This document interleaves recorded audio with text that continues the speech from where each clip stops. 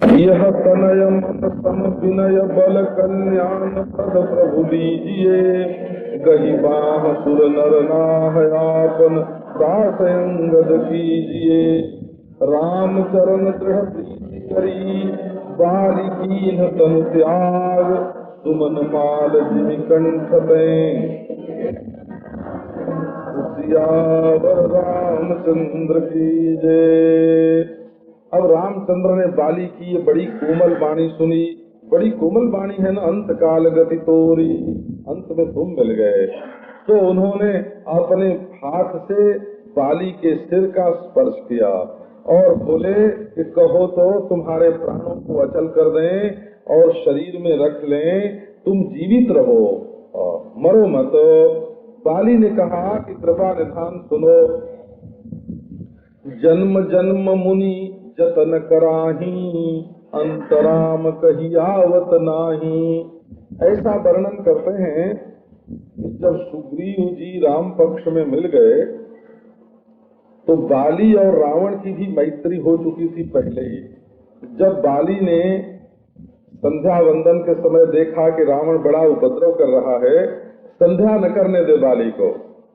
रोज बाली समुद्र के तट पर जाकर के संध्या वंदन करता था, तो संध्या वंदन न करने दे।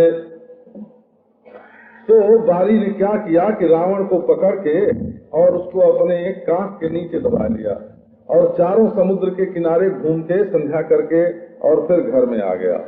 तब बहुत गिड़गिड़ाया रावण और दोनों में मैत्री हो गई, और इस पार बाली रहे और उस पार रावण रहे, और दोनों में से किसी पर कोई आक्रमण करे तो दूसरा उसकी मदद करे, ये बात तय हो गई थी। तो यदि राम रावण युद्ध होता तो बाली अपने मैत्री की प्रतिज्ञा के अनुसार रावण की मदद करने के लिए जाता, और जाता तो अपने पक्ष के सब 52 बानरों को भी लेके जाता। सुग्रीव राजा हो गए तो कोई बानर रावण के पक्ष में नहीं गया, और यदि बाली राजा होता तो रावण के पक्ष में आधे बानर से ज्यादा चले जाते। एक बात तो ये थी, और दूसरे बाली को ये वरदान था कि उसके सामने आकर के यदि उससे कोई युद्ध करे तो उसका आधा बल बाली के शरीर में चला जाए और बाली का अपना बल, इस तरह से वो बलवान हो जाए। स्वयं रामचंद्र भी इस मर्यादा की रक्षा करने के लिए बाली के सामने नहीं जाते हैं उसको मारने के लिए कि हम भी जाएंगे बाली के सामने तो हमारा आधा बल बाली को मिल जाएगा। तो इसलिए उसको मारना तो जरूरी था। अब जब भगवान ने मारा और वो भक्त हो गया, अब भगवान को भी निश्चय हो गया कि अभी दूसरे पक्ष में जाने वाला नहीं है, तो उन्होंने कहा कि कहो तो तुमको जिंदा रखें, अमर कर दें। तो बाली ने कहा कि कृपा निधान सुनो, बड़े बड़े ऋषि मुनि महात्मा लोग यत्न करते हैं जन्म जन्म कि अंत में हमारे मुंह से राम राम निकले, सो महाराज अंत राम कही आवत नाही। अंत में उनके अंत समय में उनके मुख से राम राम जो है वो नहीं कहा जाता। जिसके नाम के बल पर शंकर भगवान काशी में सबको समगति मुक्ति देते हैं, अविनाशी भगवान शंकर अविनाशी गति देते हैं, वही भगवान मेरी आंखों के सामने आवा। अब फिर क्या जिंदगी में कभी ऐसा बनाव बनने वाला है कि मरने के समय ऐसे प्रभु का दर्शन हो। तो नयन गोचर जासु गुण नित नेति कही श्रुति गावहीं। वेद हमेशा नेति नेति कह करके जिसके गुण का वर्णन करते हैं वो हमारी आंखों के सामने खड़ा है, और प्राण को मन को बस में करके जीत करके और इंद्रियों को विषय से निरस करके मुनि लोग जिसका कभी कभी ध्यान कर पाते हैं वो मेरे सामने खड़ा है। तो आपने जो ये कहा कि बाली तुम अपने शरीर को रखा लो, है ना, मैं रख देता हूँ तुम्हारे कहे राखु शरीर ही, वो तो इसलिए आपने कहा कि मैं अभिमान के बस में हूँ, देहाभिमान मेरे ज्यादा है। कई कई लोगों की ऐसी स्थिति देखने में आती है कि वो अपने धर्म से, ध्यान से, ज्ञान से, उपासना से, योग से यही चाहते हैं कि ये सब आभूषण है और हमारे शरीर की इससे शोभा बढ़े, देह का अभिमान बड़ा प्रबल होता है। हो ये सारे साधन जो हैं वो देह के अभिमान को छुड़ाने के लिए हैं। और जब आदमी ये चाहता है कि इससे हमारा देह का अभिमान बढ़े, हमारे देह का बड़प्पन बढ़े, तो उसका साधन छूट जाता है। बोले ऐसा कौन हठ है, ऐसा कौन सठ है जो हठ करके कल्प वृक्ष को तो काट दे और बबूल के चारों ओर उसकी बाड़ बनावे। जैसे छोटा पेड़ होता है ना पौधा, तो उसकी रक्षा के लिए बाड़ बनाते हैं कि पशु उसको चल न जाए। तो काट सुरतरु बाड़ी करही बबूरही, सुरतरु को काट करके बबूर की बाड़ बनावे। बबूर के चारों तरफ कल्प वृक्ष को काट करके गाड़े बाड़ के रूप में की बबूल बना रहे, और कल्प वृक्ष को तो काट दे और बबूल को रखना चाहे। तो हे स्वामी, अब करुणा करके आप देखो हमारी ओर, और जो वर मैं मांगता हूँ सो दो। तो मैं ये मुक्ति नहीं मांगता आपसे, अपने कर्म के अनुसार जिस जोनी में मेरा जन्म होए वहाँ रामचंद्र के चरणों में हमारा अनुराग होए। और इसके बाद बोला कि ये जो मेरा बेटा है वो विनय में बल में मेरे समान है। तो हे कल्याण प्रद प्रभु ये लीजिए, माने मैं अपनी आत्मा अपने आप को तो आपकी सेवा करने के लिए जीवन काल में नहीं दे सका, लेकिन ये जो मेरा बेटा है वो आत्मा भाई पुत्र नामासी, पुत्र के रूप में अपनी आत्मा ही होती है। तो मैं स्वयं अपने को आपकी सेवा में नहीं दे सका तो इसका पछतावा मन में है।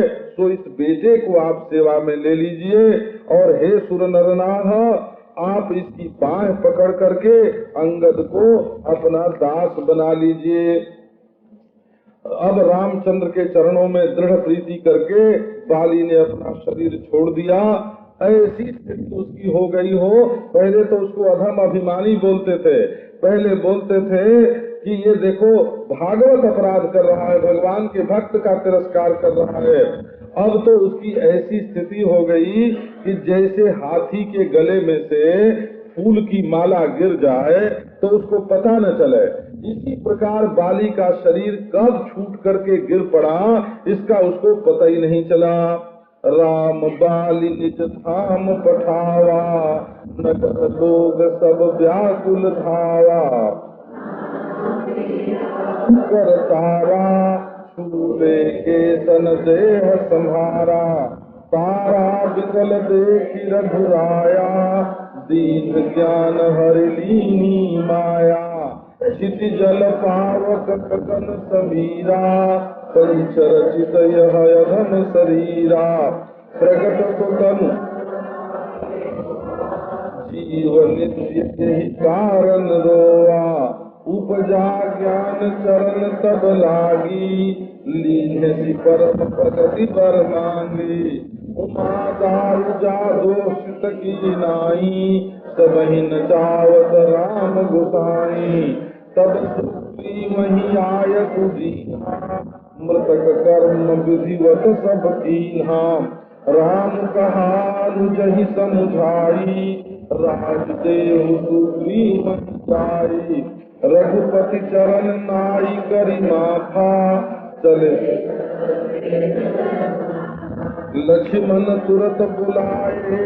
पुरजन विप्र समाज, राज दीन सुग्रीव कहा। अंगद कह युवराज सियावर चंद्र की जय। रामचंद्र ने बाली को अपने धाम में भेज दिया, है ना। कितना विश्वास किया कि स्वयं भगवान धरती पर, और बाली को अपने घर में भेज दिया कि जाओ अब तुम वहाँ संभालो। बड़ा भारी विश्वास किया, और सब नगर के लोग ये सुन करके व्याकुल होके दौड़े। और बाली की पत्नी जो तारा है वो अनेक प्रकार से विलाप कर रही है, बाल छूट गए, देह की संभाल नहीं है। रामचंद्र ने देखा कि तारा बहुत विकल है, तो क्या किया कि माया जो है ना, ये दुनिया में जो संबंध है ये माया है, हो माया का खेल। जैसे सपने में रिश्ता हो जाता है, जैसे जादूगर के खेल में संबंध होता है, ऐसे ही संबंध संसार का है। तो भगवान ने ज्ञान दे करके तारा का जो अज्ञान था, अविद्या थी, वो नष्ट कर दी। उसको बताया ये जो देखो, एक तो शरीर है और एक आत्मा है। तो क्षिति जल पावक गगन समीरा, धरती, पानी, आग, आकाश और वायु, इन पांचों से रचित ये अधम शरीर है। रोग इसमें लगा, बुढ़ापा इसमें लगा, मौत इसमें लगी, तो ये तो शरीर रहा। सो प्रगट सो तनु तव आगे सोआ। यदि तुम कहो कि बाली शरीर था, तो वो बाली रूपी जो शरीर है वो तो तुम्हारे आगे सोया हुआ है। और यदि कहो कि हमारा प्रेम तो जीवात्मा से है, तो जीव नित्य यही लगी तुम रोआ। जीव तो नित्य है, तुम रोते किसके लिए हो? आत्मा तो जो हमारे हृदय में है वही उसके हृदय में है। उपजा ज्ञान चरण तब लागी, ज्ञान हो गया तब वो चरणों में लग गई। और लीन है परम भगति बर मांगी, और परम भक्ति का उसने वर मांग लिया। लीन है परम भगति बर मांगी। हम लोग बचपन में ये भगति में जो ती है ना, ये ती नहीं पढ़ते, त पढ़ते थे। लीन है परम भगत बर मांगी, बोले परम भगत जो सुग्रीव जी हैं, उनको पति के रूप में मांग लिया। भगवान से प्रार्थना की कि अच्छा महाराज, ये हमारे बर के रूप में आपके परम भगत जो सुग्रीव जी हैं, इनको दे दीजिए। लीन है परम भगत बर मांगी। उमा दारु जोशित की नाई। उमा ये कोई आश्चर्य नहीं है, क्योंकि जैसे दारु जोशित माने कठपुतली, उसको जैसे नट नचाता है, इसी प्रकार राम गोसाई जो हैं, ये ऋषिकेश भगवान श्री रामचंद्र सबके हृदय में बैठ करके सबको नचाते रहते हैं। अब इसके बाद सुग्रीव को आज्ञा दी तो तुम जा करके विधिवत मृतक कर्म करो, श्राद्ध करो। देखो ये बानर नहीं है, अगर बानर होते तो इनका श्राद्ध नहीं होता। भगवान ने श्राद्ध देने की आज्ञा की सुग्रीव को। गीधराज का श्राद्ध करना था तो भगवान रामचंद्र ने अपना चाचा मान करके अपनी दृष्टि से किया। अब बानर जाति में बाली के श्राद्ध की क्या जरूरत है? परंतु ये असल में बानर ने संध्या वंदन करते हैं, यज्ञोपवीत धारी हैं, ब्राह्मण लोग इनके यहाँ मंत्र पढ़ते हैं। इनकी संस्कृति देखने से तो मालूम पड़ता है कि ये जैसे बिल्कुल हिंदू हों और हिंदू संस्कृति को मानने वाले हों। अब इसके बाद राम ने छोटे भाई लक्ष्मण को समझा करके कहा, बोले लक्ष्मण जी भला बिना राम को अकेले छोड़ करके जाते? ये लक्ष्मण जी के प्रेम के बिल्कुल विपरीत ये बात पड़ती है कि रामचंद्र वन में अकेले रहें और लक्ष्मण जी उनको छोड़ करके चले जाएं नगर में। तो रामचंद्र भगवान ने समझाया कि जा करके तुम सुग्रीव को राजा बना के आओ। अब उन्होंने रामचंद्र जी के चरणों में सिर झुकाया और रघुनाथ की प्रेरणा से वहां चले। अब वहां जा करके लक्ष्मण ने तुरंत पुरजन और विप्र समाज को बुलाया। पुरजन और विप्र समाज को बुलाने का अभिप्राय देखो स्पष्ट हो गया कि जब सुग्रीव का राज्याभिषेक हुआ तो प्रजा भी वहां इकट्ठी हुई। तो प्रजा तो मान लो बानर हो, हैं? लेकिन उनके यहाँ तो बड़े बड़े श्रृंगार थे, उसका भी वर्णन वाल्मीकि रामायण में है। पलंग थे, महल थे, रोशनी थी, सारा वर्णन आया है। और फिर विप्र समाज को बुलाया, ब्राह्मण आए और सुग्रीव को राज्य दिया गया और अंगद को युवराज बनाया गया। ये भी ध्यान रखा गया कि अंगद जो हैं ये सुग्रीव के विरुद्ध न जाए, दोनों मिले रहेंगे। तो बानरी सेना जो है वो सारी की सारी राम पक्ष में रहेगी, अंगद का राम पक्ष में रहना आवश्यक। और बाली ने उनका अर्पण किया है उनको। ये भी देखते हैं तो भगवान श्री रामचंद्र जी ने बाली और सुग्रीव दोनों के साथ एक सरीखे ही प्रायः व्यवहार किया है। जब सुग्रीव राम कह देखा, सुग्रीव की दृष्टि रामचंद्र पर पड़ी और पुनि पुनि चितई चरण चित दीना, बाली ने भी भगवान का दर्शन किया और अतिशय जन्म धन्य करी लेखा सुग्रीव जी और सफल जन्म माना प्रभु चीन्हा ये बाली और कर परसा सुग्रीव शरीरा और उधर बाल शीस परसा निज पानी, और तेसर हतों मूढ़ का काली, सुन सुग्रीव में मारियो बाली। एक ही बाण दोनों के लिए ये बात बोल रहे हैं। और अचल करो तनु राखो प्राणा, बाली से कहा, और भय दिखाई ले आओ तात सखा सुग्रीव, वो मारने का नहीं है। और राजदीन सुग्रीव का और अंगद का युवराज दोनों के साथ प्राय समान बर्ताव किया। तो वर्णन करते हैं शंकर भगवान कि उमा राम समहित जग माही, गुरु पितु मातु बंधु प्रभु नाही। सुर नर मुनि सब कहे यह रीति, स्वार्थ लागी करहि सब प्रीति। अलित्रात कुल दिन राति, तन बहु ब्रन चिंता जर छाती। सोई सुग्रीव कीन कपिराऊ, आओ जानत हूँ अस प्रभु परिहरहि।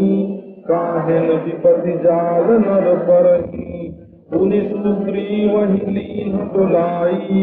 बहु प्रकार नृप नीति सिखाई, कह प्रभु सुनु सुग्रीव हरीसा।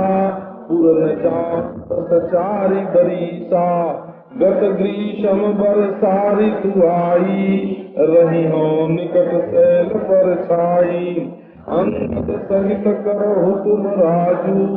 संतत हृदय धरहु मम काजू, जब सुग्रीव भवन फिर आए। राम प्रवर्षण गिरि पर छाए, प्रथम ही देवन गिरि गुहा। राखी रुचिर बनाए, राम कृपा निधि कछु दिन, बास करेंगे आय। कहते हैं कि हे उमा, राम के समान अपना हित चाहने वाला इस जगत में गुरु पिता माता बंधु प्रभु कोई नहीं है।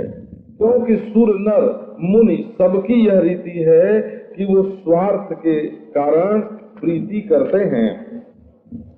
देखो ये सुग्रीव जो है इसकी क्या दशा थी कि बाली के त्रास से भय से दिन रात व्याकुल रहता था।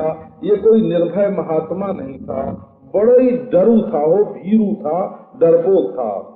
तन बहुब्रन चिंता जर छाती, और शरीर का की ये दशा थी कि बानरों ने मार मार करके, बाली के पक्ष के जो लोग थे ना, वो बाली खुद तो नहीं आता था, लेकिन उसके पक्ष के लोग आकर के सुग्रीव पर आक्रमण कर देते थे।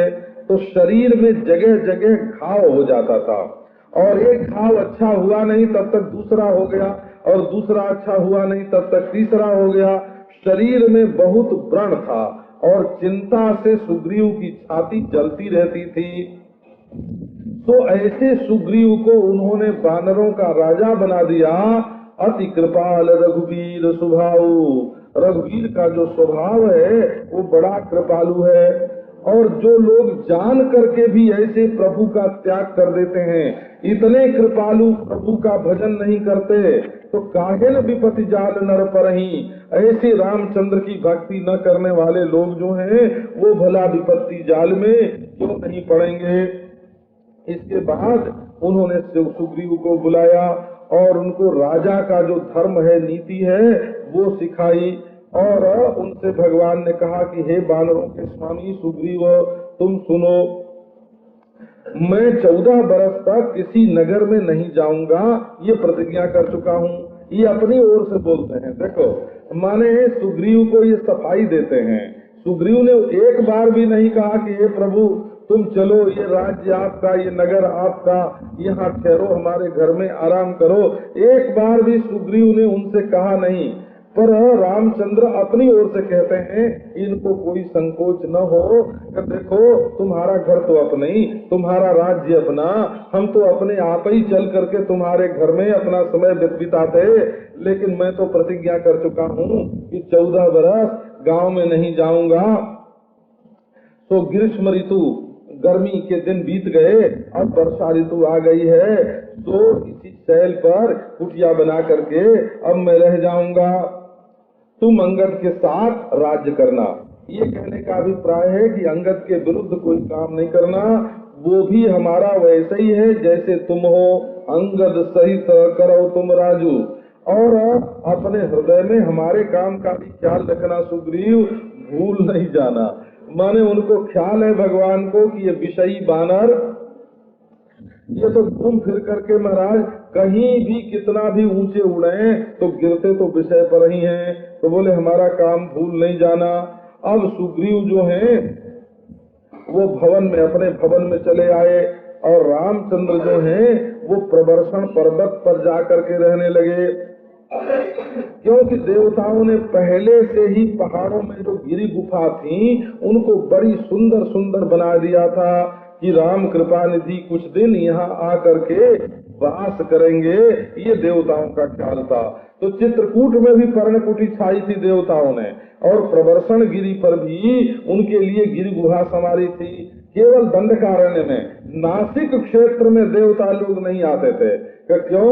कि वहाँ राक्षसों का बड़ा भारी डर था, इसके कारण नहीं आते थे। सुंदर बन कुसुमित यति शोभा, गुंजत मधुप निकर मधुलोभा, कंद मूल फल पत्र सुहाए, भये बहुत जब से प्रभु आए, देखी मनोहर शैल अनूपा, रहे तम मधुकर खग मृग तन धरि देवा, करहि सिद्ध मुनि प्रभु की सेवा, मंगल रूप भय वन सब तै, मापति जब तै, फटिक सिलायति शुभ्र सुहाई, सुखया तीन कहा दौड़ाई, कहत यक्ष सन कथाय अनेका, भगति विरति नृप नीति विवेका, बरसा काल नभ छाए, गरजत लागत परम सुहाए, लक्ष्मण देखऊ मोर गण, गृही विरति रत हरक जसो, विष्णु भक्त कह देख सियावर रामचंद्र की जय। वन बड़ा सुंदर है, फूल खिले हुए हैं, बड़ी भारी शोभा हो रही है, भौरे गुंजार कर रहे हैं, मधु के लोभ से वो लुभाए हुए हैं, और कंद मूल फल और पत्र बड़े सुंदर हो गए हैं, और जब से प्रभु आए हैं तब से तो बहुत हो गए हैं। इस अनुपम और मनोहर शैल को देख करके सुरभूप श्री रामचंद्र अपने भाई के साथ वहाँ ठहर गए। अब देवता लोग जो हैं वो भौरा का रूप धारण करके गावें, और पक्षी का रूप धर के कलरव करें, और हरिण का रूप धारण करके बड़ी बड़ी आंखों से उनको देखें। सिद्ध मुनि सब तरह तरह के रूप धर लोग पहचान न लें और सेवा भी बने। जब से रमापति भगवान ने आकर के वन में निवास किया तब से वो वन मंगल रूप हो गया। कृष्ण लीला में भी ऐसी ऐसी बातें सब कही गई हैं। कभी एक फटिक शिला थी, फटिक मणि की शिला बड़ी शुभ्र थी, उस पर दोनों भाई राम लक्ष्मण जा करके बैठते थे और भगवान लक्ष्मण जी से अनेक कथा कहते थे, भक्ति की, विरक्ति की, राजनीति की, विवेक की, चार बात बताई। भक्ति, विरति, नृपनीति और विवेक, इनका ये आगे जो दृष्टांत दिए हुए हैं इनमें आप चाहें तो ढूंढ करके देख लें कि कौन सी बात भक्ति की है, कौन सी वैराग्य की है, कौन सी राजनीति की है और कौन सी विवेक की है। जब उसको पढ़ें तब उसमें से अलग अलग करते जाएं। कहते हैं कि वर्षा काल आ गया, आकाश में मेघ छाए हुए हैं और गरजते समय ये बड़े सुंदर लगते हैं। लक्ष्मण देखो ये मोरगन जो हैं, मयूर, ये बादल को देख करके नाच उठते हैं। तो कैसे? मानो कोई महाराज होए तो गृहस्थ, लेकिन उसके मन में वैराग्य होए। घर गृहस्थी में रहने वालों के मन में भी वैराग्य हो। त्याग दूसरी चीज है और वैराग्य दूसरी चीज है। तो वैराग्य रत कोई गृहस्थ होए और उसके घर में कोई भगवान का भक्त आ जाए तो जैसे उसको हर्ष होता है वैसे उसको हर्ष हो रहा है। और चारों ओर उमड़ घुमड़ करके आकाश में घटाएं जो हैं वो चलती हैं और गरजती हैं। रामचंद्र कहते हैं कि श्री जानकी जी के बिना मेरा मन जो है वो डर रहा है। अब देखो ना, श्री रामचंद्र जी स्त्री की निंदा करते हैं, ये बात तो लोगों के ध्यान में जल्दी आ जाती है, लेकिन रामचंद्र सरीखा जो वीर है कब वो श्री जानकी जी के बिना डर रहा है, तो ये भी कितने प्रेम की बात है कि भाई बादलों में घन में दामिनी जो है बिजली वो दमक रही है, ये कैसी है? खल कै प्रीति जथा सिर नाही, जैसे खल की जो प्रीति होती है वो 2 दिन तो प्रेम रहेगा, 2 दिन बिगड़ जाएगा, है ना। तो खल की जो प्रीति है वो जैसे स्थिर नहीं रहती है, कभी बनती है कभी बिगड़ती है, ऐसी दशा जो है वो बिजली की है। ये सारे दृष्टांत जो हैं वो प्रायः श्रीमद् भागवत में वर्षा ऋतु के वर्णन प्रसंग में दिए हुए हैं और गोस्वामी जी ने वहीं से इनको लिया है। बादल जो हैं ये धरती के पास आकर के वर्षा करते हैं कि भाई बादल ये झुक क्यों गए? कि बोले ऐसे ही हैं, जैसे किसी बुद्ध को विद्या की प्राप्ति हो जाए, पंडित आदमी उसको विद्या मिल जाए तो वो झुक जाता है, अभिमान छोड़ देता है। और ये जो पर्वत हैं ये बूंद के आघात को कैसे सहन करते हैं कि जैसे संत पुरुष खल के वचन को सहते हैं। खल लोग कितनी भी गाली दें, कितनी भी निंदा करें, तो उससे संत लोगों को दुख नहीं होता। बोले निंदक नियरे राखिए आंगन कुटी छवाए, निंदक को अपने नियरे राखो कुटी छवाए के, बिनु पानी बिनु साबुन निर्मल करे सुभाए। पानी साबुन लगता नहीं और कपड़ा नहीं धुलता हो, स्वभाव धुलता है ना। ऐसी ऐसी बात वो बता देता है जो संत को मालूम नहीं था कि हमारे अंदर ये भी दोष है, ये भी गलती है, और उन्होंने लिखा दिया कि बोले अच्छा भाई अब ये गलती छोड़ दो। तो खल के वचन संत सहे, जैसे संत खल के दुर्वचन को जैसे सहते हैं वैसे ही पर्वत जो हैं वो बूंद का आघात सह रहे हैं। और जो छोटी मोटी नदियां थी, क्षुद्र नदी, वो महाराज वर्षा हुई और भर के और अपने करार को तोड़ करके बह चली। कैसे? कि जैसे थोड़ा सा धन मिल जाए तो खल जो है वो इतरा जाता है कि अब हमारे बराबर कौन है। हमने देखा हो जो करोड़पति हैं वो सीप का बटन पहनते हैं और खादी पहनते हैं, ऐसा मैंने 12-15 बरस पहले भी देखा था, बोला। और जिनके पास 20-30 हजार रुपए थे वो सोने का बटन लगाते थे। तो ये बात क्या है कि जो खल होते हैं वो थोड़े ही धन में दिखावा करने लगते हैं, और पानी जो है धरती पर गिरा और घाबर हो गया हो, वो गंदला सा हो गया कि जैसे जीव को माया लिपट गई हो। कि ये जीव जो है वैसे तो नित्य शुद्ध बुद्ध मुक्त है, ईश्वर अंश, जीव अविनाशी, चेतन अमल सहज सुख राशि। तो ऐसा जो जीव है जब वो माया लिपट जाती है तब वो मैला हो जाता है। सिमिटी सिमिटी जल भर ही तलावा, इधर उधर से जल इकट्ठा होता है और तालाब भर जाते हैं। जैसे सद्गुण सज्जन के पास, इधर कहीं भी सद्गुण हो वो घूम फिर करके सज्जन के पास आता है, और नदियां जो हैं उनका जल जा करके समुद्र में मिलता है। जैसे जीव जो है जब हरि को पा लेता है तब वो अचल हो जाता है। जीव को स्थिरता तभी प्राप्त होती है जब भगवत प्राप्ति होए। जो हरित भूमि तृण संकुल समुझी पर ही नहीं पंथ, जिनी पाक, यही है ना,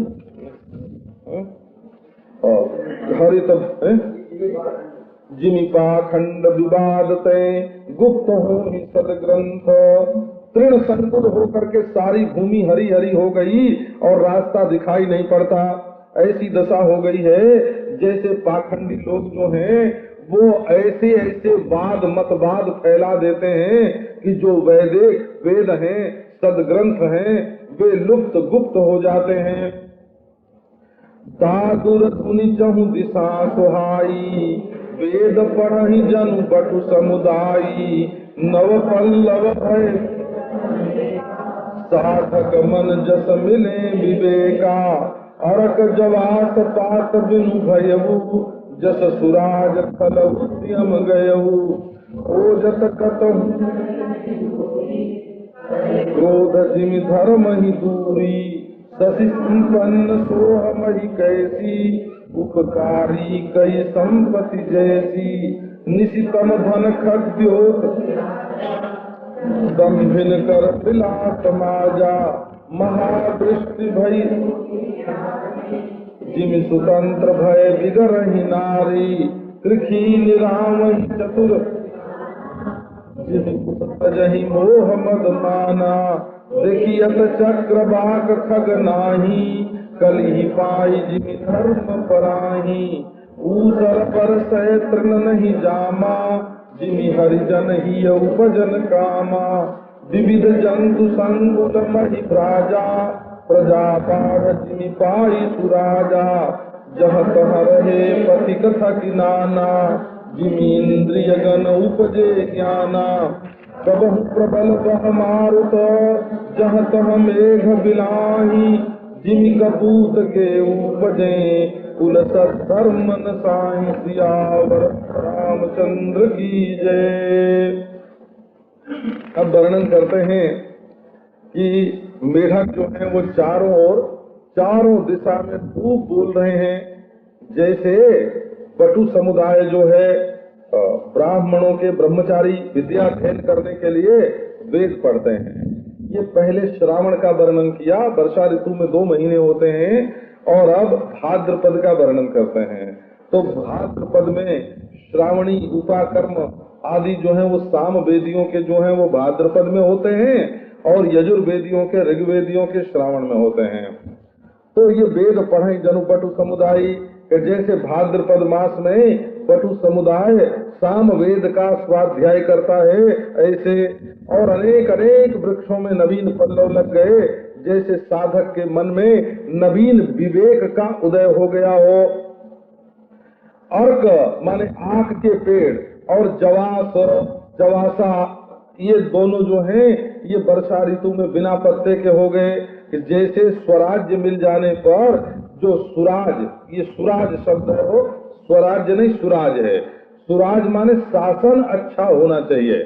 तो जैसे अच्छा शासन होने पर खल का जो उद्यम है वो चला जाता है, माने चोरी चमारी व्यभिचार जो है ये बंद हो जाते हैं। और ढूंढने पर भी कहीं धूल नहीं मिलती है वर्षा ऋतु में, क्योंकि धर्म जैसे क्रोध को दूर कर देता है। धर्मात्मा जो पुरुष है वो क्रोध नहीं करता। क्यों?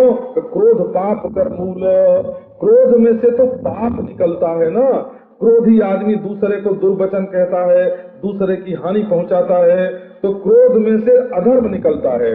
अब जब धर्म उत्पन्न होता है तब वो क्रोध को दूर कर देता है, और सारी धरती में सस्य हरी भरी सस्य श्यामला भूमि हो रही है।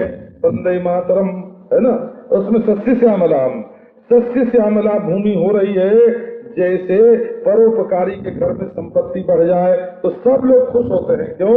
बोले ये हमारे काम भी आवेगी, ये हमारे काम भी आवेगी। और रात्रि में अंधेरा छा जाता है, और तम तो घना है लेकिन खद्योत जो है वो खूब चमक रहे हैं। वो जैसे दंभियों का समाज जो है, दंभियों का समाज जो है वो अज्ञानियों के बीच में अंधकार में ही शोभा पाता है। महावृष्टि चली फूटी कियारी, जिमि स्वतंत्र भय बिगरहि नारी। बड़ी भारी वृष्टि हुई, और जो कियारी बांधी थी किसानों ने अपने खेत में पानी रोकने के लिए क्यारी बनाई थी, महाराज सब फूट के पानी बहने लगा। कैसे? जैसे स्वतंत्र होकर के जब कोई उनका रक्षक न रहे, पिता नहीं, पति नहीं, है ना, पुत्र नहीं, कोई रक्षक न होने पर जैसे स्त्री स्वतंत्र होकर के बिगड़ जाती हैं। अब चतुर जो किसान हैं वो खेती को निरा रहे हैं, उसमें जो घास पात आ गई है उसको दूर कर रहे हैं। जैसे विद्वान पुरुष मोह मद मान का परित्याग कर देते हैं। सो असल में ये जहाँ विद्या होती है वहाँ से मोह मद मान ये भाग जाते हैं। अब देखिए तो चक्रवात जो पक्षी हैं वो कहीं दिखाई नहीं पड़ते। जैसे कलयुग के समय में धर्म का दर्शन दुर्लभ हो जाता है, ऊसर पर वर्षा होती है लेकिन तृण नहीं पैदा होता है। जैसे भगवान के भक्त के हृदय में, हरिजन के हृदय में जैसे काम की उत्पत्ति नहीं होती है। और बहुत प्राणियों से संकुल ये पृथ्वी जो है वो भ्राजा शोभायमान हो रही है। जैसे सुराज्य की प्राप्ति होने पर प्रजा बढ़ती है और जहाँ तहाँ पथिक जो हैं वो थक करके ठहर गए हैं चातुर्मास में। जैसे ज्ञान की उत्पत्ति होने पर इंद्रियां जो हैं वो टिक जाती हैं, विषयों की ओर नहीं दौड़ती हैं। कबहु प्रबल बह मारुत जहाँ तहाँ मेघ बिलाही, जिस कपूत के उपजे कुल सद्धर्म नसाई। कभी बड़ी जोर से हवा चलती है और मेघ जो है वो तितर बितर हो जाते हैं। कैसे? जैसे वंश में जब कपूत पैदा हो जाता है, कुपूत पैदा होता है, तो जो कुल की परंपरा होती है, सद्धर्म का जो पालन होता रहता है, उसका नाश हो जाता है। कबहु दिवस महा निबिड़तम कबहु प्रगट पतंग, बिनसय उपजय ज्ञान जिमी पाई कुसंग सुसंग। कभी दिन में भी बड़ा घना अंधेरा हो जाता है और कभी सूर्योदय हो जाता है। जैसे कुसंग प्राप्त करके ज्ञान जो है वो पैदा हो जाता है और सुसंग प्राप्त करके ज्ञान का विनाश हो जाता है। जो सत्संग करेगा उसको ज्ञान मिलेगा और जो कुसंग करेगा उसके ज्ञान का नाश हो जाएगा। ये विवेक संबंधी उपदेश है। अब बरसा विगत शरद ऋतु आई, लक्ष्मण देखहु परम सुहाई। फूले काश सकल मही छाई, जनु बरसा कृत प्रगट बुढ़ाई। उदित अगस्त पंख जल शोका, जिमि लोभई शोक संतोषा।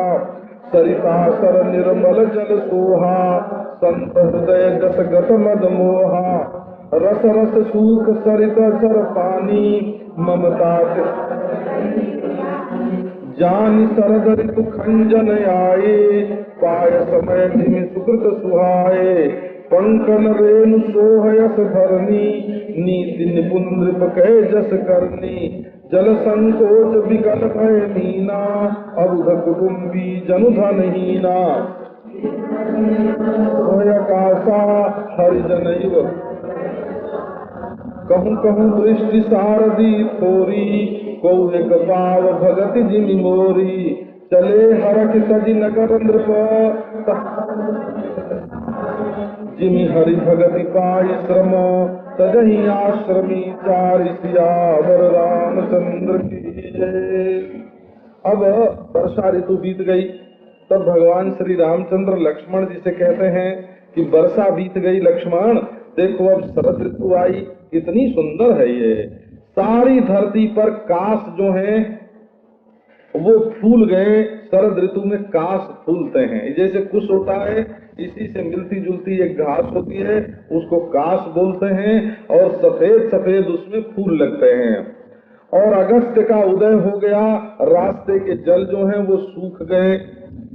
सूर्य जो है गर्मी ऋतु में जल को सूर्य सुखाता, सूर्य के सुखाने से जो बच रहता है रास्ते में जो जल, वो अगस्त ने पहले समुद्र पी लिया था, तो उसके हिस्से में अभी पंथ का जल सुखाना है। क्योंकि जिमि लोभई शोभय शोक है संतोषा। मनुष्य के हृदय में संतोष होवे तो वो लोभ को सोख लेता है। संतोष धारण करके रखो तो मन में जो लोभ है वो मिट जाएगा।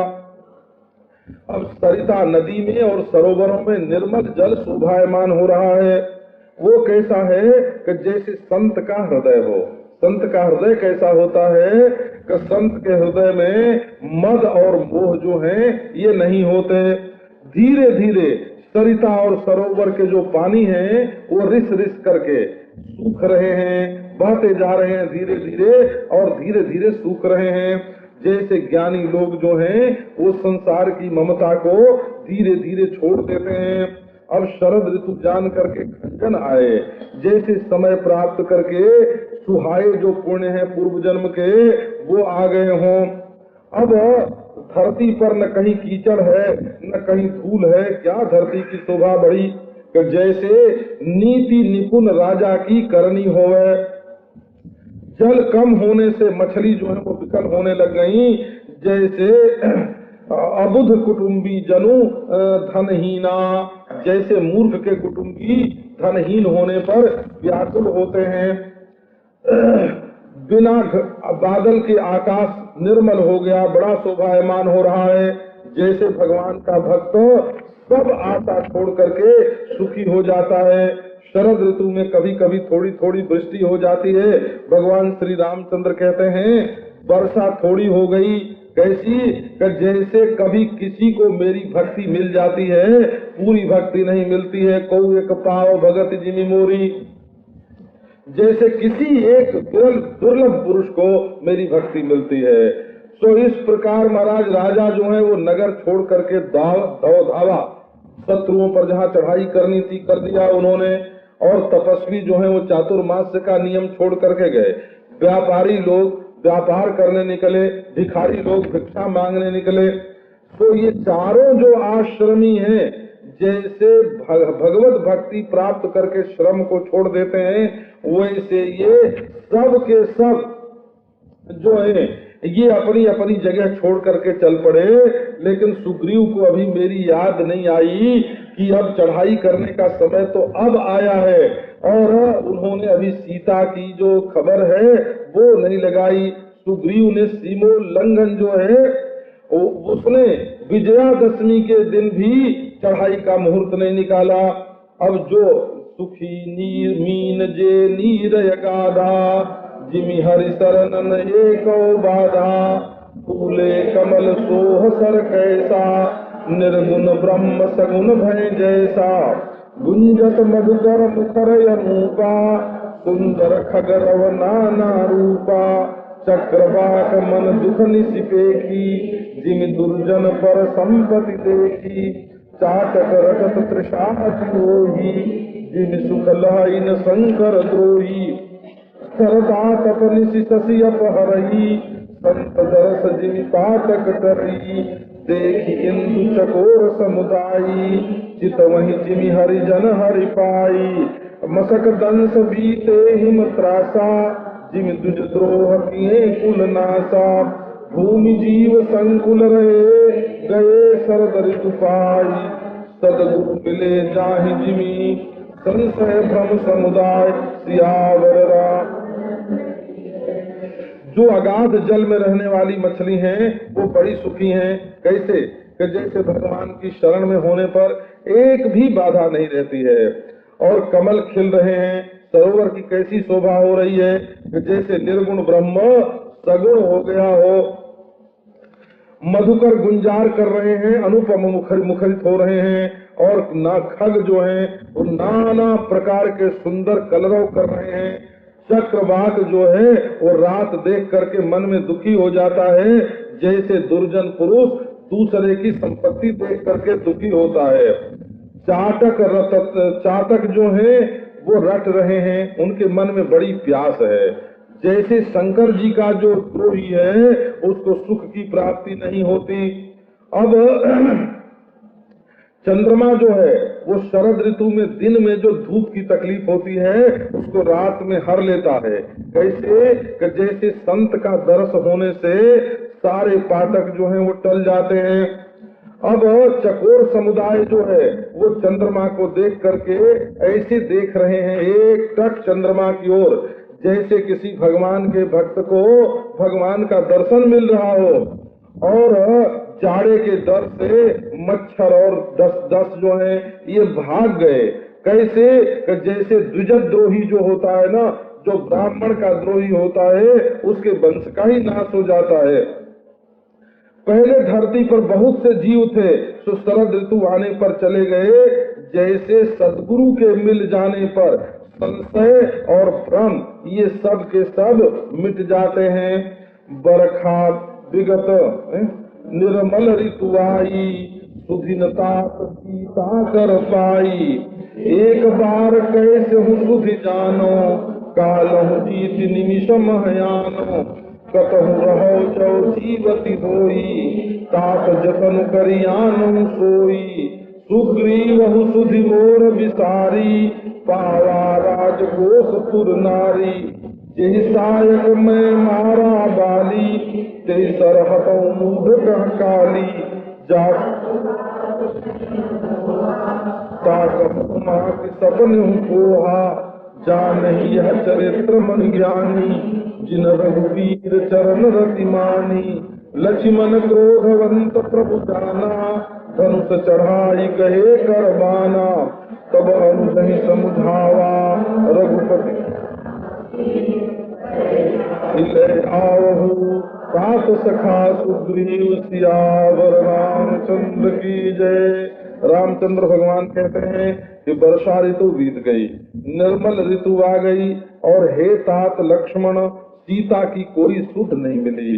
यदि एक बार कैसे भी सीता की सुध मिल जाए तो मैं एक निमिष में काल को जीत करके भी सीता को ले आऊं। तो कहीं भी होए, यदि जीवित होए तो मैं यत्न करके उसको जरूर ले आऊंगा। और देखो इधर सुग्रीव ने भी मेरी सुध विसार दी, उसको राज्य, कोष, पुर और नारी ये चार चीजें मिल गईं। इसलिए एक एक का नशा बड़ा भारी होता है और ये चारों चीज बड़ी नशीली हैं। जिस बाण से मैंने बाली को मारा उसी बाण से मैं इस मूढ़ को कल मार डालूंगा, ऐसा भगवान रामचंद्र बोलते हैं। तो तुलसीदास जी कहते हैं, ये श्री शंकर भगवान उमा से बोलते हैं कि जिसकी कृपा से मद और मोह छूट जाते हैं, उमा जी क्या स्वप्न में भी उनको क्रोध आ सकता है? परंतु इस चरित्र को जो बड़े बड़े मुनि ज्ञानी हैं वे ही समझ सकते हैं, क्योंकि जिसके मन में प्रेम होता है वो तो सब बातों की व्याख्या कर लेता है। एक प्रेमी जो है वो कथावाचक होता है। जो प्रकृति कथावाचक की है वही प्रकृति प्रेमी की है। जैसे ग्रंथ में कैसा भी प्रसंग आवे तो कथा कहने वाला जो है वो उसमें अच्छाई बतावेगा। इसका ये भाव है, इसका ये भाव है, इसका ये भाव है, ये भाव से ये बात कही गई है। वैसे ही जो जिसका प्रेमी होता है तो उसके द्वारा होने वाले संपूर्ण चरित्र, उसके संपूर्ण क्रिया की वो व्याख्या कर लेता है। प्रेम में ऐसी व्याख्यान शक्ति है कि उसमें से वो गुण ही गुण निकालेगा, दोष निकालेगा ही नहीं। क्योंकि संसार में जितना दोष दिखाई पड़ता है वो उसमें दिखता है जिससे द्वेष होता है, और जितना गुण दिखाई पड़ता है वो उसमें दिखता है जिससे राग होता है। और परमात्मा का जो स्वरूप है उसमें न गुण है न दोष है, ये तो सब राग द्वेष अंतःकरण की करतूत है जो संसार में वो दोष मानता है। तो जो ज्ञानी मुनि हैं वे इस चरित्र को जानते हैं।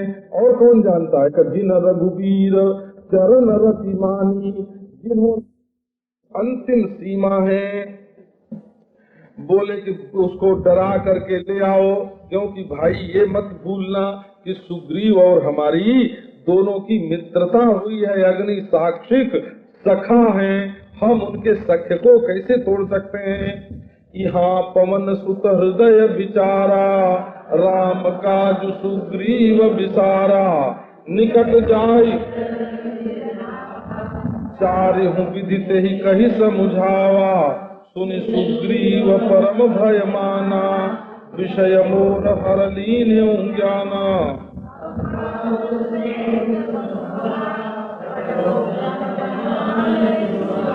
कहु पाख महु आवन जोई, मोरे करता कर बधोई, सब हनुमंत सब कर करि सन्मान बहुता, भय अरु प्रीति नीति देखराई, चले सकल चरणन सिर लाई। यही अवसर लक्ष्मण पुर आए, क्रोध देख जहाँ तहाँ कपि धाये, धनुष चारि करो पुर छाड़, व्याकुल नगर देख तब, आयो बाली कुमार सियावर रामचरण। अब इधर हनुमान जी तो सुग्रीव के पास ही थे। उन्होंने अपने हृदय में विचार किया कि सुग्रीव ने राम के जो काज है, उनकी जो सेवा है, उसको भुला दिया और पास में जाकर के उनको जिनके चरणों में सिर झुकाया और साम दान दंड चारों भीतर साम में उनको समझाया कि तुमको प्रीति का निर्वाह करना चाहिए, ऐसे समझाया। और बोले जिसके दिए हुए राज्य से तुम सुख भोग रहे हो उसकी सहायता देने का संजोग आ गया है तो करनी चाहिए। और बताया कि जिसने एक बाण से बाली को मार दिया उसके लिए तुम क्या होते हो, भय भी दिखाया। और ये भी बताया कि अंगद को उन्होंने युवराज बना दिया है, तो अगर तुम उनसे नहीं मिलोगे तो अंगद को अपने पक्ष में मिला लेंगे। तो साम जो है सहायता करनी चाहिए, साम जो है वो समझाना बुझाना प्रेम का निर्वाह करना चाहिए। दान जो है तो उन्होंने राज्य दिया तुम्हें बदला चुकाना चाहिए, बड़ा बढ़िया अवसर आया। और भय दिखाया कि वो बड़े वीर हैं, और भेद माने फूट भी दिखाई कि वो अंगद को अपने पक्ष में कर लेंगे। चार ही विधि तेई कही समझावा, साम दान दंड और भेद चारों प्रकार से उनको समझा करके बताया। अब तो सुन करके सुग्रीव को बड़ा डर लगा। बोले हाय हाय, विषय भोग ने मेरे ज्ञान को हर लिया। जब आदमी विषय भोग में ज्यादा लग जाता है तब भगवान को भूल जाता है। अब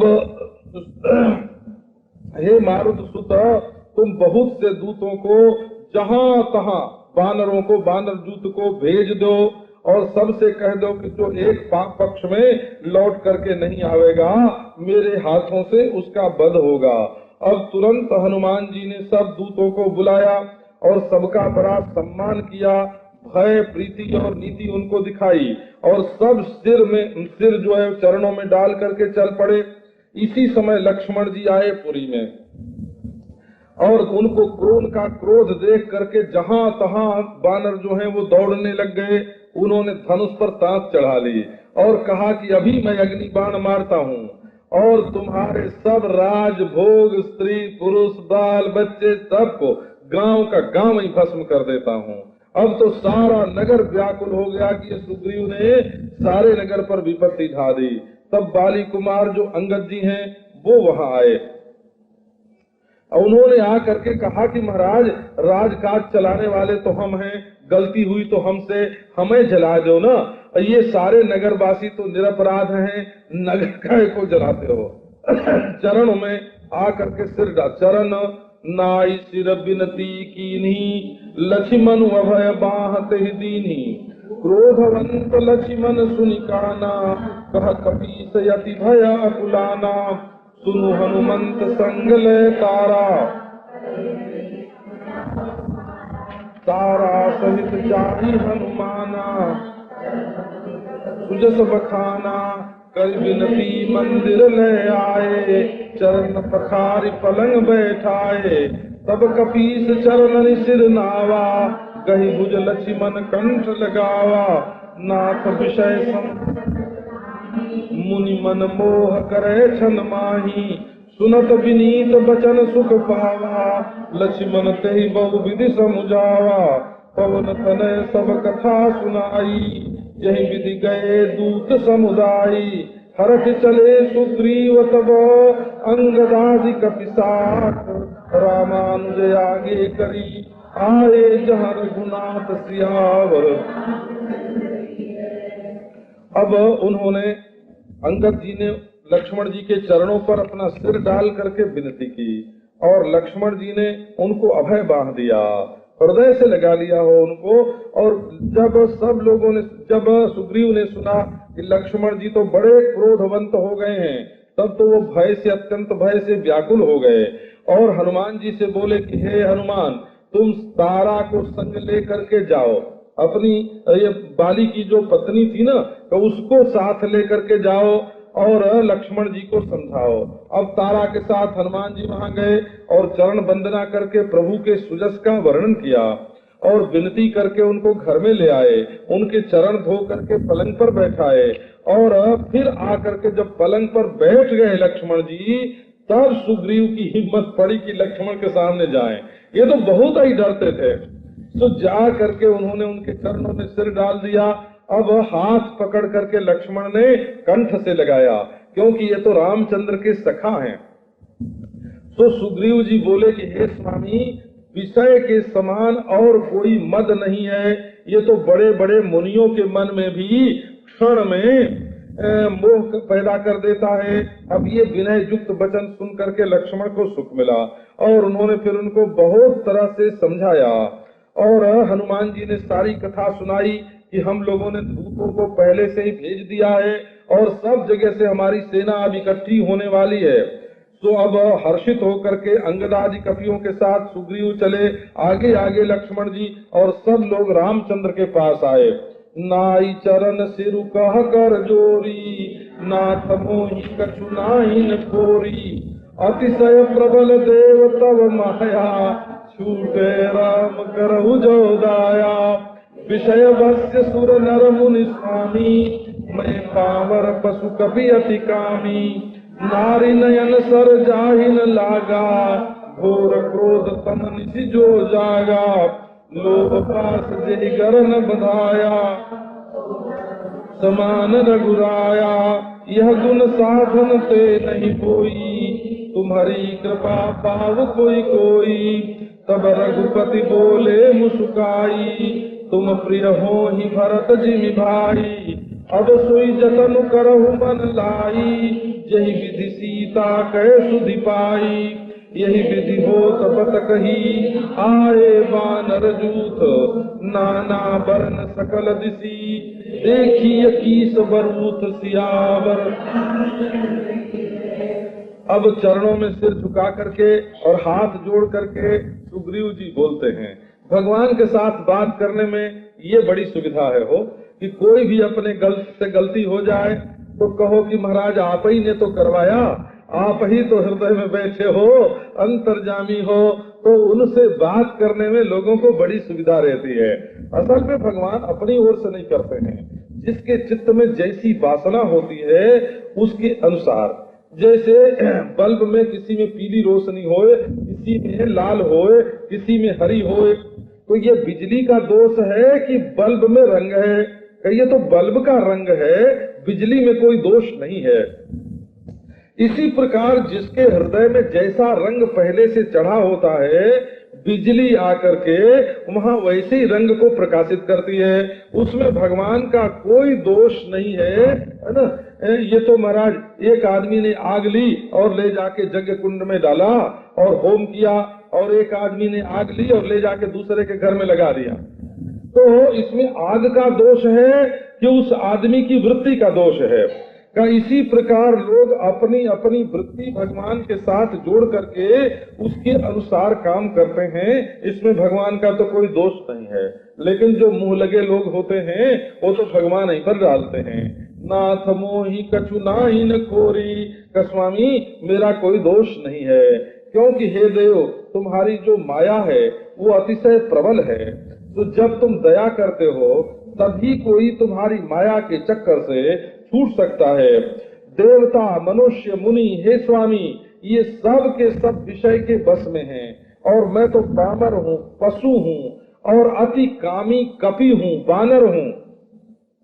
जिसको स्त्री के नयन बाण न लगे और घोर क्रोध के अंधकार में भी अंधकारमयी क्रोध की घोर रात्रि में भी जो जागता रहता है, माने जो काम और क्रोध के बस में नहीं होता है, और लोभ के फंदे को जिसने अपने घर में नहीं बंधवाया गले में, वो तो हे रघुराई तुम्हारे समान है। माने काम क्रोध लोभ के बस में जो नहीं हुआ वो तो मानो भगवान के समान ही है, पर ऐसा गुण साधन से नहीं होता, तुम्हारी कृपा से किसी किसी को मिलता है।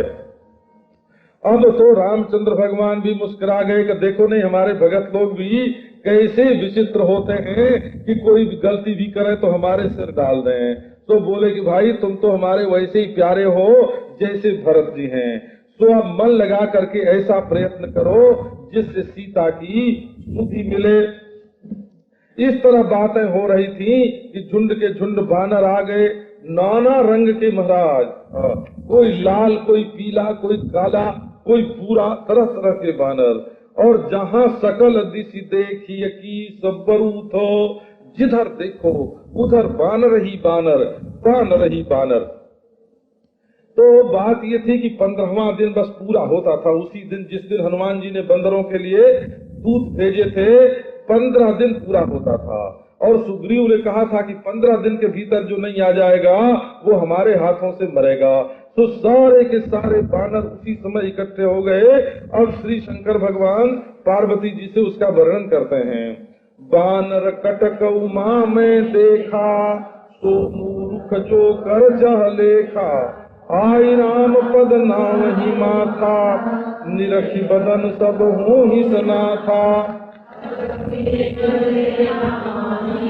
राम कुशल जहि पूछा नाही, यह कछु नहीं प्रभु कै अधिकाई, विश्वरूप व्यापक रघुराई, ठाढ़े जहाँ तहाँ आय सुपाई, कह सुग्रीव सबहि समुझाई, राम काज अरु मोर निहोरा, बानर जूथ जाहु चहुओरा, जनक सुता कह खोजहु जाई, आयहु भाई अवधि में जो बिनु सुधि आए, आवई बनि सो मोहि मराए, वचन सुनत सब बानर, जहाँ तहाँ चले तुरंत, तब सुग्रीव बुलाए, अंगद नल हनुमंत सियावर रामचंद्र की जय। शंकर जी कहते हैं कि उमा, मैंने वो बानरों की सेना देखी थी, वो मूर्ख है जो उनकी गिनती करना चाहे। और एक बार रामचंद्र भगवान ने कहा कि भाई इनकी गिनती करवाओ, तो सबको पांच में बैठा दिया और सुग्रीव हनुमान जाम्बवंत ये सब लगा दिए गए कि गिने। तो जब तक एक जगह वो गिन लें और तब तक उछल के वो दूसरी पंगत में जा बैठे, और वहां गिने तो वो तीसरी पंगत में जाके बैठे। और ये बंदर महाराज इतने पदम 18 जूथप बंदर, 18 पद्म तो जूथप बंदर थे। तो वो मूर्ख है जो उनकी गिनती करना चाहता है, अर्थात उसकी गिनती नहीं हो सकती है। आकर के सब रामचंद्र के चरणों में सिर झुकाते हैं और उनके सुंदर मुखारबिंद को देख करके सब सनात हो जाते हैं। सेना में ऐसा एक भी कपि नहीं था रामचंद्र ने जिससे कुशल मंगल न पूछा हो। कहो भाई घर की हाल चाल, बाल बच्चे है ना, फल फूल सब उनसे पूछा।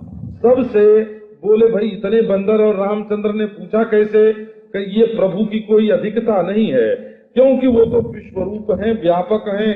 जितने बंदर उतने रूप ग्रहण करके भगवान को भी विरोध सूझा और उतने ही रूप धारण करके सब बंदरों से कुशल मंगल कर रहे हैं, बातचीत। अब सब जहां तहां आदेश प्राप्त करके खड़े हैं। सुग्रीव खड़े हुए और उन्होंने सबको समझाया कि देखो ये रामचंद्र जी का तो कार्य है, और मोर मेरा जो है वो निहोरा है।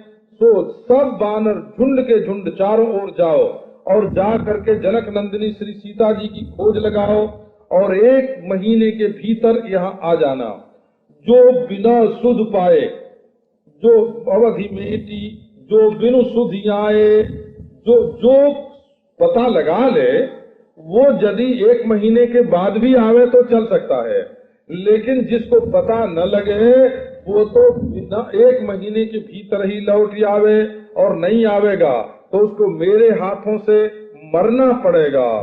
अब ये वचन सुनते ही बानर जो हैं वो तुरंत जहां तहां चल पड़े। अब इसके बाद सुग्रीव जी ने अंगद, नल और हनुमान को बुलाया। अब इसके बाद का जो प्रसंग है वो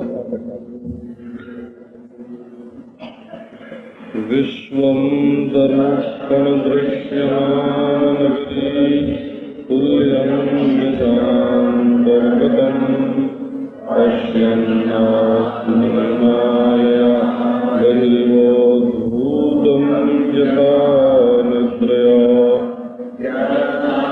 सत्पुरुषे प्रबोधसमये स्वात्मानमेवाद्वयम् तस्मै श्री गुरुमूर्तये नमः। श्री दक्षिणामूर्तये दूर्वादलद्युतितनुं करुणाब्जनेत्रम् हेमाम्बरं वरविभूषणभूषणम् कन्दर्पकोटिकमनीयकिशोर मनोरथभुवां जानकीशम्। ओम शांति शांति शांति। इस किंधा कांड में 22वें दोहे के बाद सुनहु नीलयंगद हनुमाना जामवंत मति धीर सुजाना सकल सुभट मिलि दक्षिण जाहु सीता सुधि पूछहु सब काहू मन क्रम बचन सुजतन रामचंद्र कर काज सवारहु भानु पीठ से यौरयागी स्वामी सर्वभाव चल त्यागी सजी माया से परलोका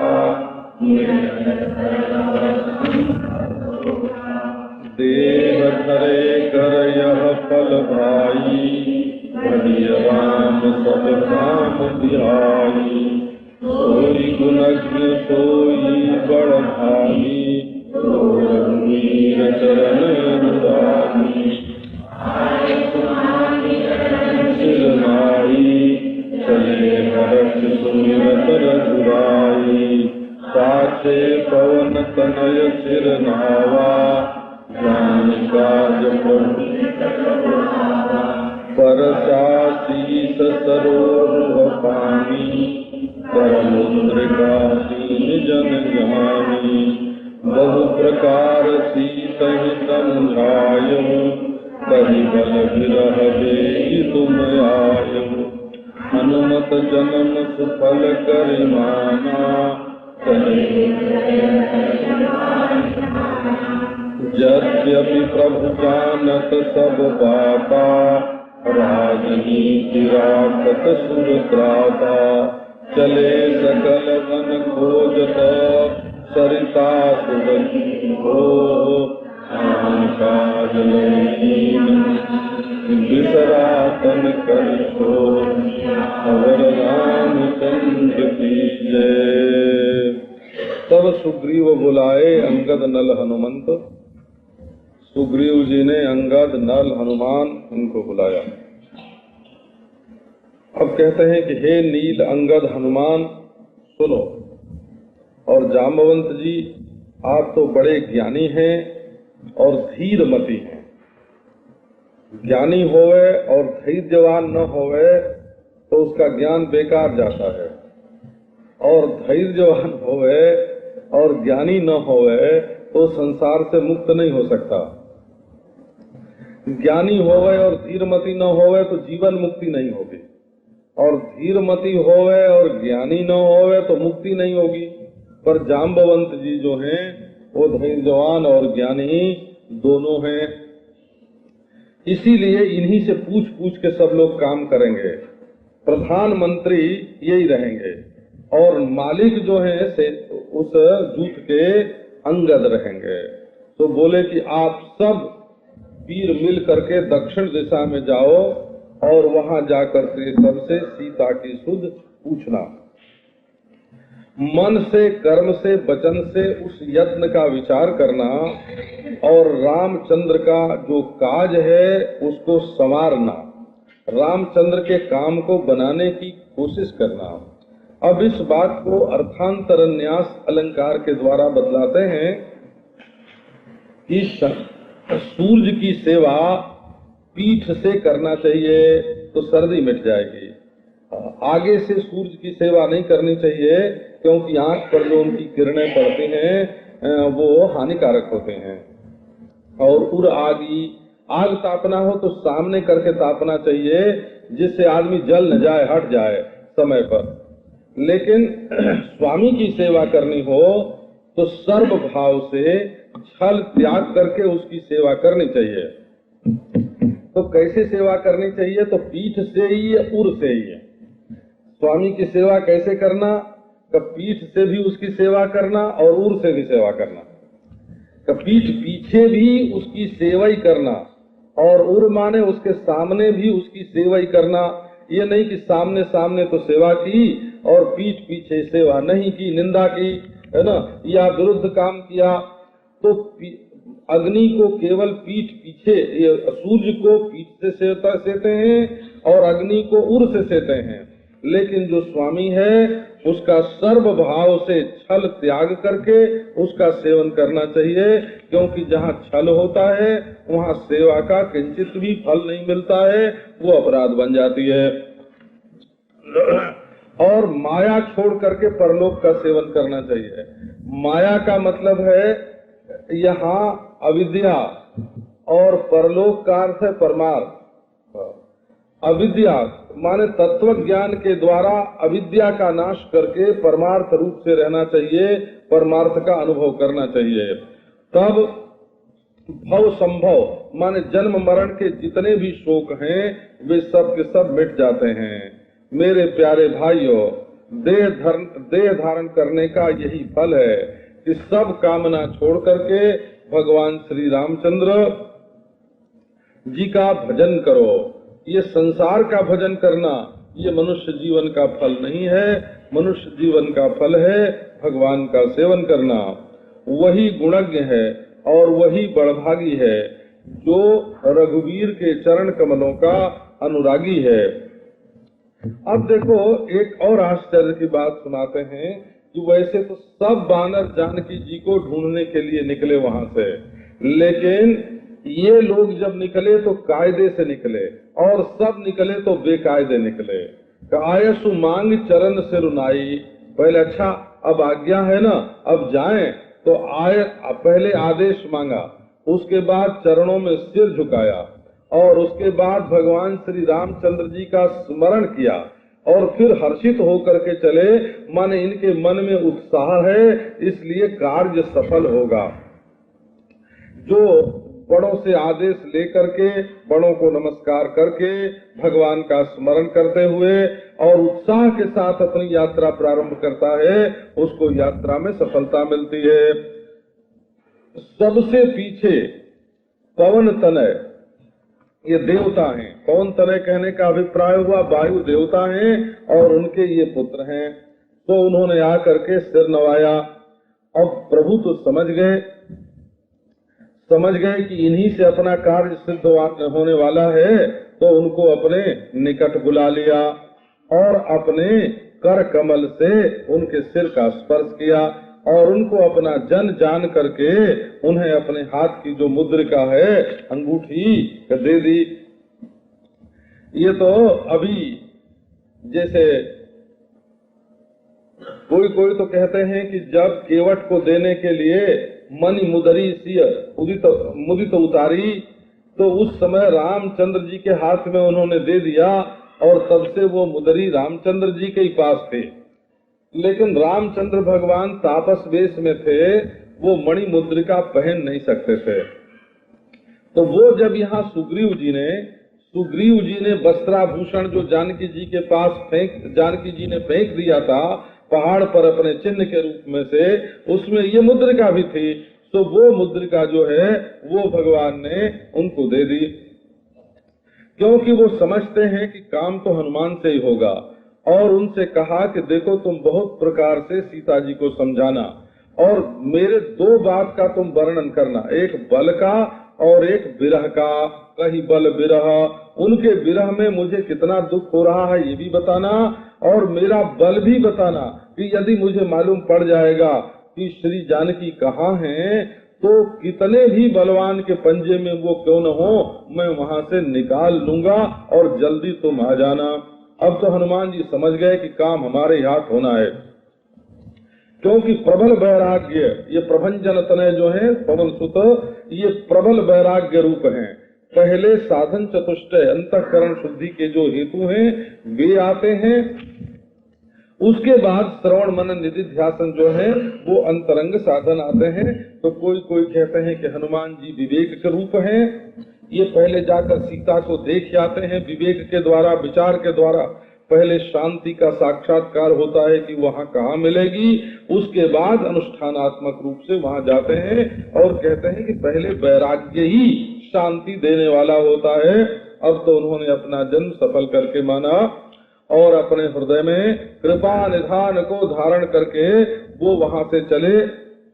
यद्यपि प्रभु सब बात जानते हैं, माने उनको ये मालूम है कि सीता जी का हरण रावण ने किया है और वो यहाँ से रथ पर चढ़ा के ले गया है। कुछ जटायु ने तो नाम और दिशा दोनों बता दी थी, और रावण कोई अनजान तो था, ये रावण जो है वो कोई अज्ञात व्यक्ति तो था नहीं।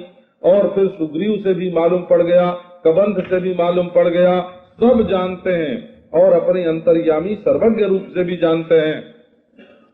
फिर भी ये जो सुरत्राता भगवान हैं, ये राजनीति की रक्षा करते हैं। वो रावण को ऐसा प्रकट कर रहे हैं कि अभी तक राम को पता ही नहीं लगा कि जानकी कहाँ है। तो ये ईश्वर नहीं हो सकते, ये मनुष्य हैं।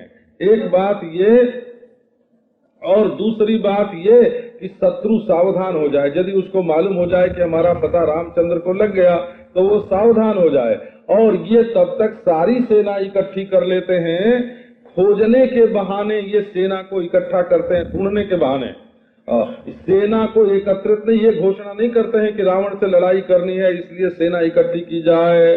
ये राजाओं की जो नीति है वो जितनी गुप्त रहती है उतनी सफल होती है। शत्रु के पास पहुंचना नहीं चाहिए।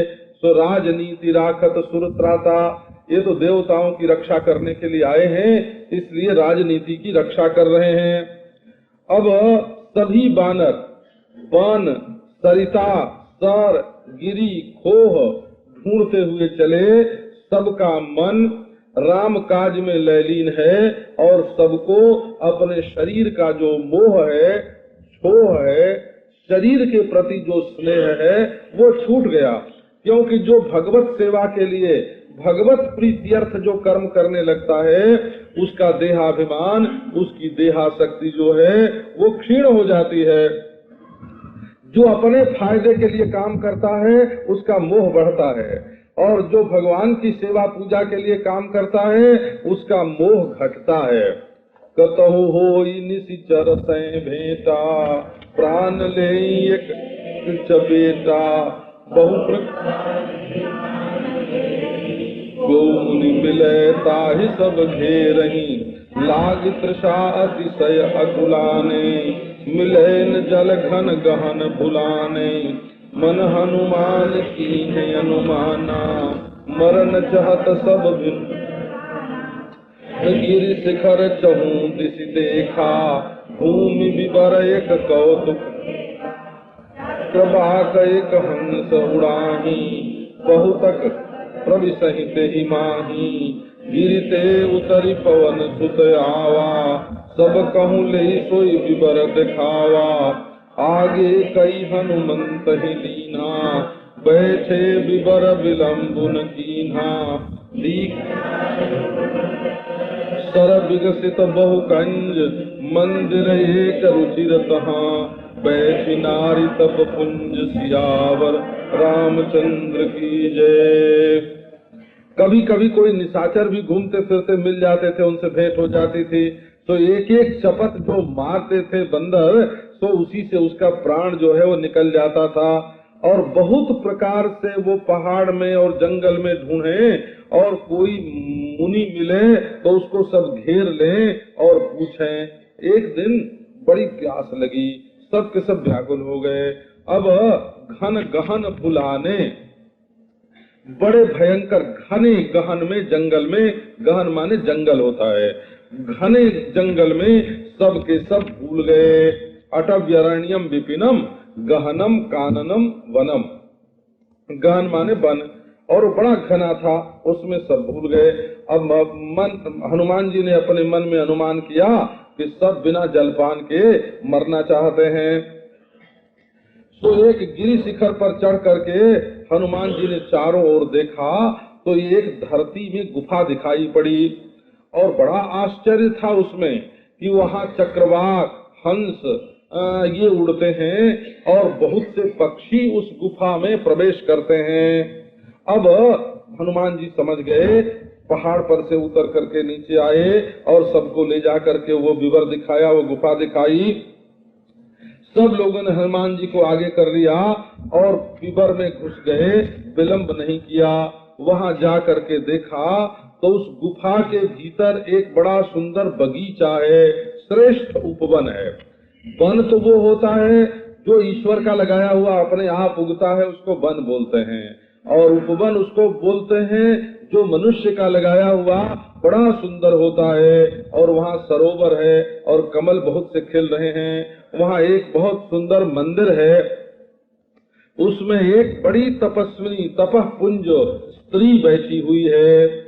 दूर ही दूरिते ताहि सबन सिर नावा, पूछे निज वृत्तांत सुनावा, तेहि तब कहा करहु जल पाना, खाहु सरस सुंदर फल नाना, मज्जन कीन मधुर फल खाए, तासु निकट पुनि सब चली आए, तेहि सब आपन कथा सुनाई, मैं अब जाब जहाँ रघुराई, मुँह नैन बिबर तज जाऊ, पैहु सीतहि जनि पछिताऊ, नैन मूदि पुनि देखहि मीरा, ठाढ़े सकल सिंधु के तीरा, सो पुनि गई जहाँ रघुनाथा, जाई कमल पद नाय सिमाथा, नाना भांति विनय तेहि कीन्ही, भगति प्रभु दीन्ही, बदरी बन कहु सो गई, प्रभु अज्ञा धरि शीस, पुर धरि राम चरण जुगो,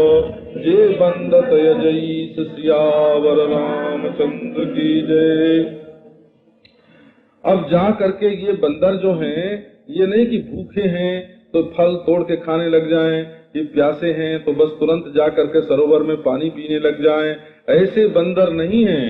ये दूर से ही जा करके छुआ नहीं उसको, दूर से इसलिए कि कहीं वो डर न जाए बेचारी और डर के साथ न दे दे, तो दूर से ही सबने उसको जा करके नमस्कार किया और पूछने पर अपना समाचार वृत्तांत बताया। न पूछती तो न बताते। उसने कहा कि अब तुम लोग जलपान करो और सूरज सुंदर यहाँ जो नाना प्रकार के फल लगे हैं उनको खाओ। उन लोगों ने स्नान किया और मधुर फल खाया और फिर उसके निकट सब के सब आए। उसने अपनी सब कथा सुनाई और बोली कि मैं अब वहाँ जाऊंगी जहाँ श्री रामचंद्र हैं। ये विश्वकर्मा की एक पुत्री थी हेमा, उसने यहाँ तपस्या की थी और तपस्या करके उसने मुक्ति पद प्राप्त किया था। और ये जो है उसी हेमा की स्वयं प्रभा नाम की सखी थी। उसके चले जाने पर जब उसको ये मालूम हुआ कि हाँ रामचंद्र भगवान आवेंगे और उनके दूत आवेंगे, उनका अवतार होने वाला है, तो वो वहीं ठहर गई और इस दिन की प्रतीक्षा कर रही थी कि बंदर जो है ये यहाँ आवे। ये उसी की शक्ति थी कि सब बंदर खींचे खींचे कहीं पानी नहीं मिला और रास्ता भूल गए और वहां जा करके पहुंच गए। बोली कि अब तो मैं रघुराई के पास जाऊंगी और तुम लोग आंख अपनी बंद कर लो और गुफा के बाहर हो जाओ। देखो तुम्हें सीता जी की प्राप्ति होगी, पछताना नहीं। अब आंख बंद करके वीर जब फिर से खोलते हैं तो क्या देखते हैं कि सब के सब समुद्र के किनारे वहां पहुंच गए। अब वो वहां से चल करके देवी रघुनाथ जी के पास पहुंची और जा करके उनके चरण कमल में सिर झुकाया और अनेक प्रकार से उनकी विनय की। तब प्रभु ने प्रसन्न होकर के उसको अनपायिनी भक्ति दी। अनपायिनी भक्ति माने जिसका कभी नाश न हो, जो कभी न मिटे न छूटे। नहीं तो लोगों के दिल में महाराज 4 दिन के लिए भक्ति आती है और फिर 4 दिन में छूट जाती है। भक्ति को भी लोगों ने खिलवाड़ बना रखा है कि जैसा मन में आवे तब तैसी भक्ति। पर भगवान जब कृपा करते हैं तब अनपायिनी भक्ति, ऐसी अखंड भक्ति देते हैं कि जो हमेशा बनी रहे। ये बिना कृपा के नहीं मिलती है। अब इसके बाद भगवान की आज्ञा को शिरोधार्य करके वो बदरी बन के लिए चली गई और अपने हृदय में श्री रामचंद्र के दोनों चरणारविंद को रख लिया। वे ही चरणारविंद हैं ये जिन्हें ब्रह्मा और शंकर भी नमस्कार करते हैं।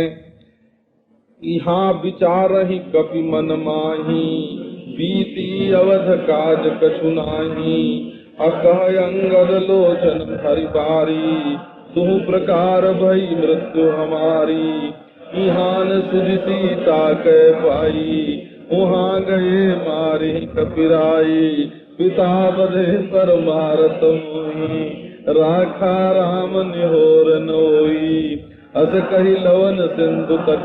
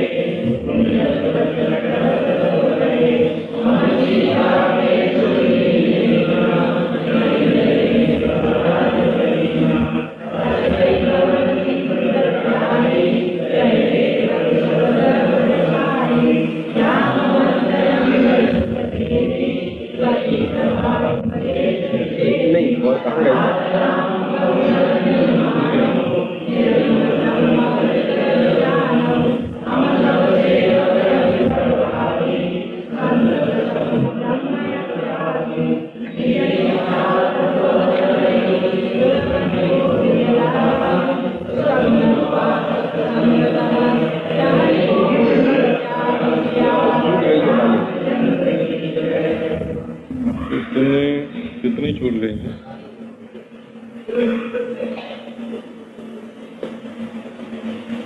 अच्छा, तुम प्रकार भाई मिलते हमारे यहाँ तक यहाँ पुचारें तक मन माही, बीती अवधि काज कछ नाही, कह अंगद लोचन भरी बारी है। बीच एक छूट गई, सब मिलकर परस्पर फिर। अच्छा तो दे उसी से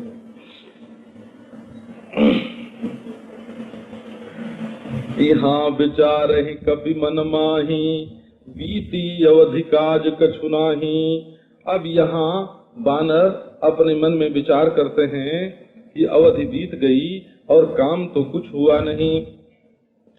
सब परस्पर मिलकर बातचीत करते हैं कि बिना सुध लिए, जानकी जी की सुध पाए बिना हम क्या करेंगे भाई। अब अंगद जी जो हैं वो अपने आंखों में जल भर के कहते हैं कि दोनों प्रकार से हमारी मृत्यु हो गई। यहाँ तो सीता जी की सुध नहीं मिली और वहाँ जाने पर सुग्रीव जी मारेंगे। वो तो हमारे पिता की मृत्यु होने पर ही मार डालते, लेकिन रामचंद्र ने हमारी रक्षा की, सुग्रीव का कोई निहोरा नहीं है। अब बारंबार अंगद सबसे कहते हैं कि हम लोगों की अब मौत हुई, इसमें कोई संशय नहीं है। अंगद का वचन सुन करके जितने कपि वीर हैं वो कुछ बोल न सके और उनकी आंखों से जल बहता है। अब एक क्षण के लिए सब सोच मग्न हो गए और फिर ऐसी बात सब कहने लग गए कि हम लोग सीता की सुध लिए बिना जाएंगे ही नहीं, हे प्रवीण युवराज, हम लोग लौटेंगे ही नहीं।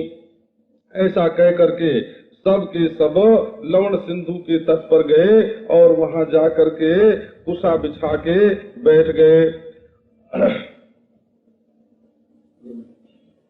जामवंत ने अंगद का दुख देखा और उपदेश विशेष उनको किया, कही कथा उपदेश विशेषी।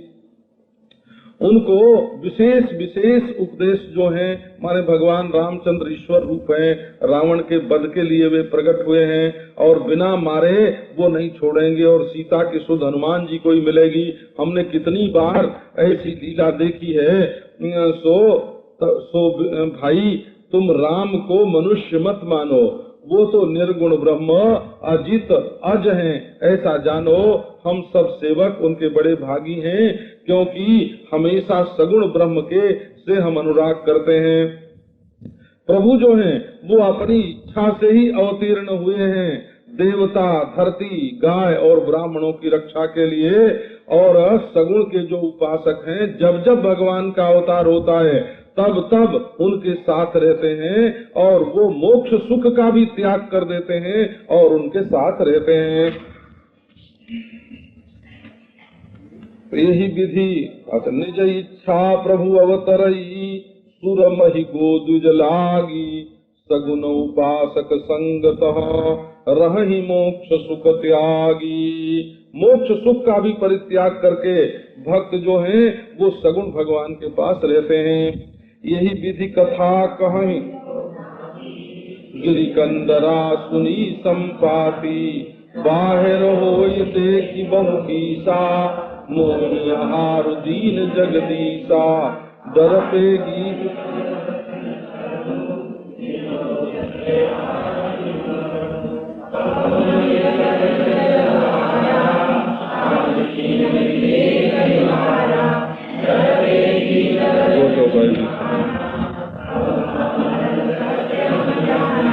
कह अंगद विचार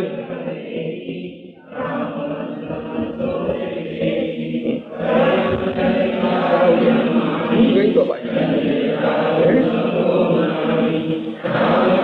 कारण तनु त्यागी हरिपुर गयो परम बड़ भागी सुनि खग हरख शोक जुटवानी तिनहि अभय करि पूछ सिजाई कथा सकल तिन ताई सुनाई सुनि संपाति बंधु कह करनी रघुपति महिमा बहु विध बरनी मोहि ले जाहु सिंधु तट देव तिलांजलि ताही वचन सहाई करब में पै खोज जाय।